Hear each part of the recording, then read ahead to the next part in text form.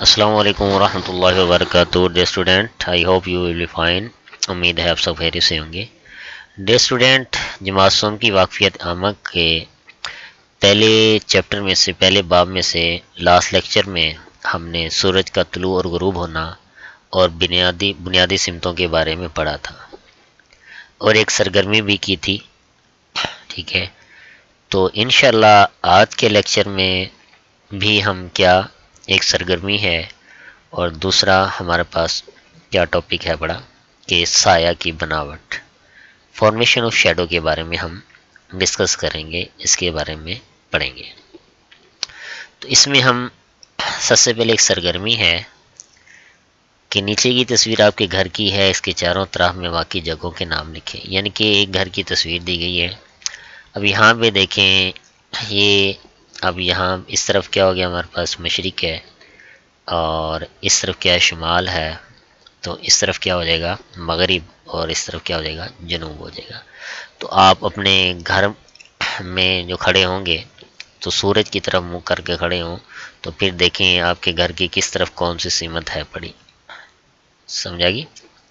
تو اس طرح آپ نے یہ ایکٹیویٹی کیا دورانی ہے۔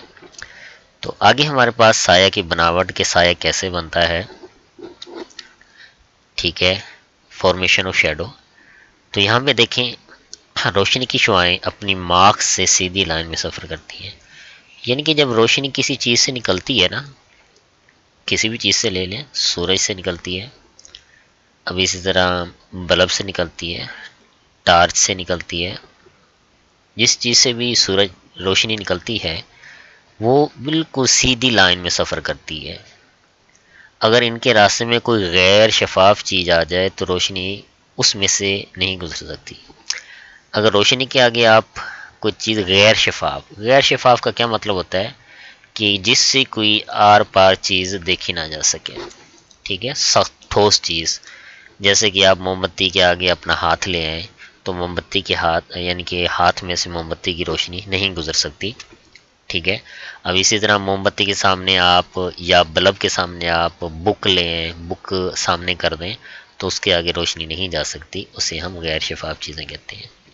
یوں دوسری طرف اس چیز کا سایہ بن جاتا ہے، اور آپ نے دیکھا ہوگا جیسے آپ موم بتی کے قریب ہاتھ لے آئیں، ٹھیک ہے، یا موبائل کی ٹارچ آن کر کے اس کے آگے ہاتھ لے آئیں تو ہاتھ کی پچھلی سائڈ پر، جس سائڈ پر روشنی نہیں ہے اس سائڈ پر اندھیرا ہوتا ہے، سایہ ہوتا ہے، اور جس طرف روشنی ہوتی ہے، یعنی کہ روشنی کی طرف جو ہاتھ ہوتا ہے، ہاتھ کا حصہ ہوتا ہے، اس پر کیا روشن ہوتا ہے وہ۔ یہ سایہ صرف اسی جگہ ہوتا ہے جہاں رکاوٹ کی وجہ سے روشنی نہیں پہنچ سکتی۔ اب سایہ کہاں بنتا ہے، ٹھیک ہے، روشنی کے سامنے کوئی بھی چیز آ جائے تو اس کی دوسری طرف ٹھوس چیز آ جائے، غیر شفاف چیز آ جائے تو اس کی وجہ سے کیا دوسری طرف کیا سایہ بن جاتا ہے۔ جیسے کہ ہم خود بھی ہیں، اگر بلب کے سامنے، لائٹ کے سامنے کھڑے ہو جاتے ہیں تو ہم اپنا چہرہ کر کے تو ہمارے چہرے والی جسم کی سائڈ پر روشنی ہوگی، اور ہماری بیک سائڈ پہ، پچھلی سائڈ پہ کیا ہوتا ہے، وہ سایہ ہوتا ہے، ٹھیک ہے۔ سائے کے بننے کے لیے روشنی کا ہونا ضروری ہے، اگر روشنی ہوگی تو سایہ بنے گا، اگر روشنی نہیں ہوگی تو پھر کیا ہوگا، وہ اندھیرا ہی ہوگا۔ سایہ ہمیشہ مخالف سمت بنتا ہے، یہ آپ کو پتہ ہے کہ جس طرف روشنی ہوتی ہے اس طرف سایہ نہیں بنتا، اس کی مخالف سمت میں، دوسری سمت میں۔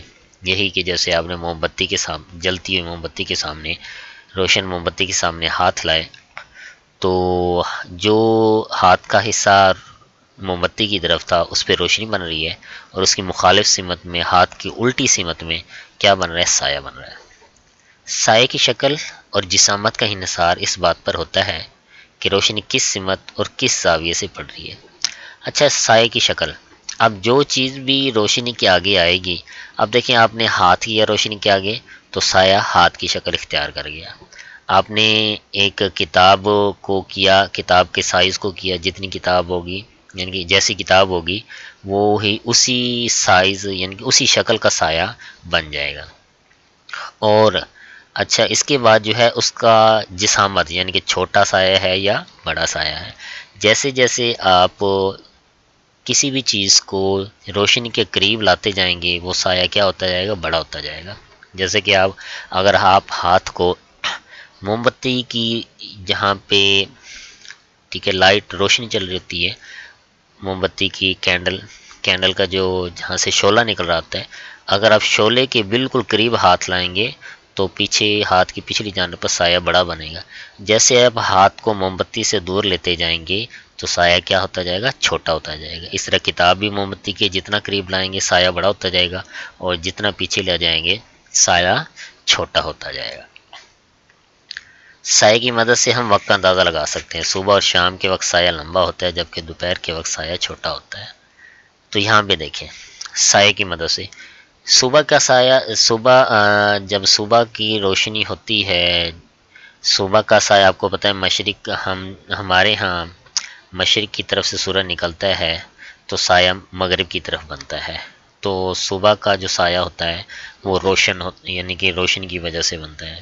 ٹھیک ہے، یعنی کہ تیز روشنی ہو جاتی ہے. جب ہاں رات کو سورج مغرب میں غروب ہوتا ہے تو سایہ وہ بھی لمبا بنتا ہے، لیکن وہ پھر کیا مشرق کی طرف سایہ بنتا ہے لیکن وہ اندھیرا فیل ہوتا ہے.